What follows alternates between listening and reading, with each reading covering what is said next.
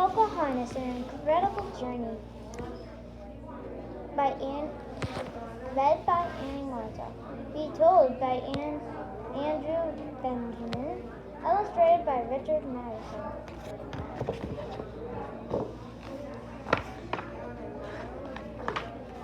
A long time ago, the natives of America had a very simple way of living. They depended on nature for all their needs. They hunted and farmed for food to eat and wore animal skins as clothes. Chief Pocahontas was Chief Large Trouble and lived in total Virginia. He had many children, but his favorite was his daughter named Pocahontas. Pocahontas was a playful one, and one name to describe and no name to describe her better. Pocahontas was always having fun playing with her bird and animal. She would run like the wind and sing like the nightingale. She was loved dearly by all. The old men of the trembled sat around the great fire at night, exchanging stories of long time gone.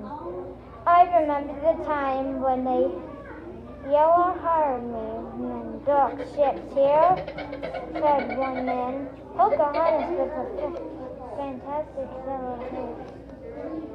Tell me more about these people, she exclaimed. They had yellow hair and pale skin and wear strange clothes. They carry weapons that make loud noises, louder than thunder. It sounds like they know they can hear you. Stay away from them. They're either gods or demons, but no good can come out of talking to them, said the wise and old man. These yellow-haired men were actually pioneers, adventured from England looking for a new land to settle. Their weapons were guns, although Pocahontas had never seen such people. The old man's stories did not scare her. They only made her want to meet them more. As Pocahontas grew into a beautiful young lady, she remained the apple of her father's eye. One day, a messenger came running to the camp, beating a drum. Here, here, he shouted. Great ship headed for our shores. The yellow-haired man back. Pocahontas ran to the hill overlooking the sea, hoping to catch a glimpse of the ship.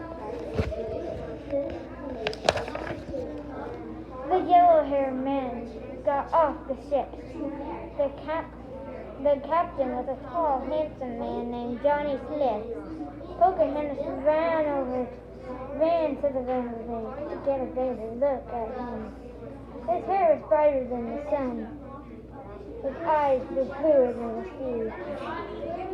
I'm off to find fresh water, Johnny said. He wandered off into the distant forest toward Pocahontas. She tried to run but it was too late. John spotted her. Their eyes met. For a few minutes, neither said a word. Pocahontas' hair was blowing gently in the breeze. Slowly, they walked toward each other. Pocahontas smiled. John Smith was completely familiar by its beauty. John took her hand in his and asked her, "Who are you, oh beautiful one? And where did you come from?" "I'm Pocahontas," she said softly. "I live over there." "It's a beautiful name," he said. Suddenly, Pocahontas remembered the old man's warning. She turned around and ran back to the camp. "Wait," Johnny said. "Don't go yet." She tried to run after her, but that he was no match for her feet. Will we at least feed again? He yelled after her. Yes, she shouted back before disappearing into the forest. They met every day in the forest. He told him about the ways of the natives and the language and their customs, the best of the kind. How they hunt deer with herbs and Pocahontas, which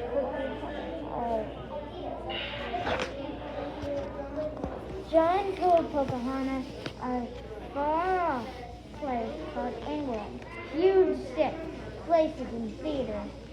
He told her that every day more and more men were coming by ship. These men wanted to build a civilization here. One day after meeting John, Pocahontas got back to her camp, and overhead, father and uncle planning attack. The English. They are dangerous. They cannot be trusted.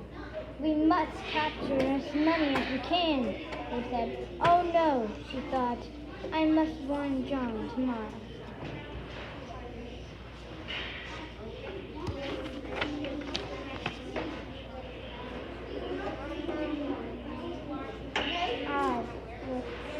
At last, it was too late.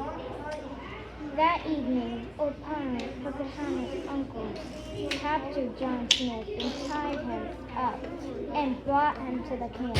John Smith put up a fight and ended up killing one of the natives. So the natives decided that John should be punished by the death of Will.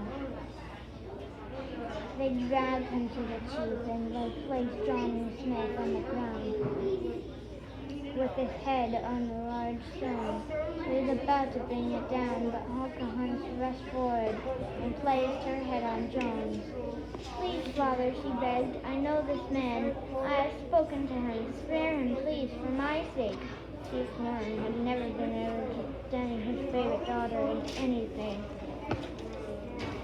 Let him be treated, said the chief. I shall undepend him, and he shall live as my son. John lived with the natives as well as the settlers. When the settlers did not have enough food, Pocahontas would bring some corn and share it with them. John worked very hard to make corn success. One day, returning from the campsite, the natives were crying and his bag of gunpowder exploded and he was badly injured. His horse was in great security, but Pocahontas stood by the shore and watched his ship disappear over the horizon with tears in her eyes. After John left,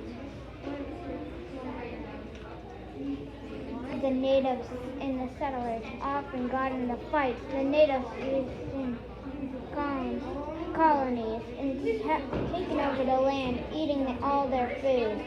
2 years later, a boat arrived. Pocahontas ran down, thinking her beloved John had returned. But as the ship docked, an evil man named Aloud stepped up. Kind sir, she said, do you know what has become of John Smith? John Smith? Why, he's dead, said Aloud. Dead? asked Pocahontas, and burst into tears. Who are you? asked her. I'm Pocahontas, the princess, she said. The princess, she said. The princess? Seize her, he shouted.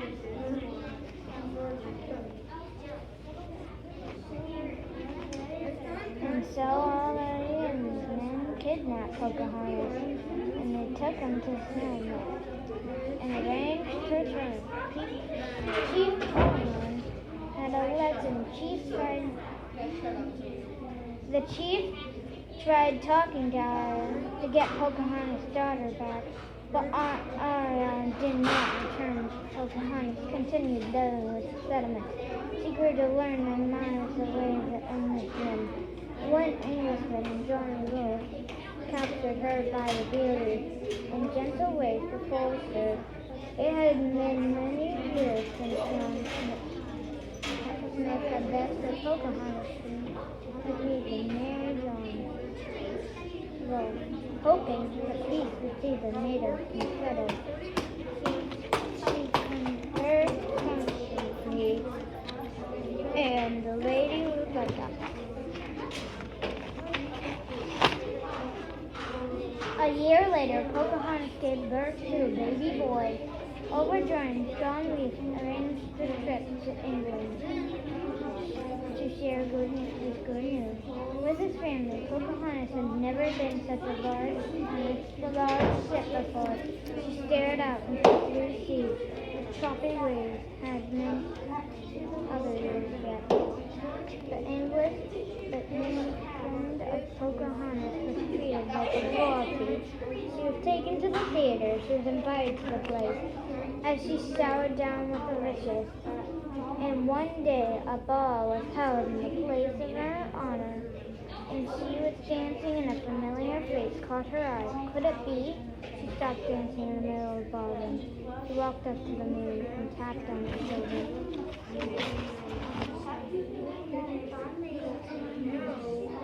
He turned around. It was Johnny Smith. Both of them stared at each other, laughing. Finally, she turned around and covered her face. They told me you were dead, she said as she chalked up. They sat and spoke to me for hours, remembering the old days. But Pocahontas was married and had a child and had to go home. A week later, John Wood and Pocahontas led the ship that was going back to America. Pocahontas was overjoyed. She was getting quite homesick. Alice's life had lost and played by herself, but could be rich in a beloved homeland. She felt extremely ill. Pocahontas gazed outside her window at the settling sun and slowly closed her eyes. Without trying to imagine her mind gently slip away from the world. Her death was mourned by many, but strength and the song still continued. Were not for her past, perhaps our country would not become great of national. Is it? It is.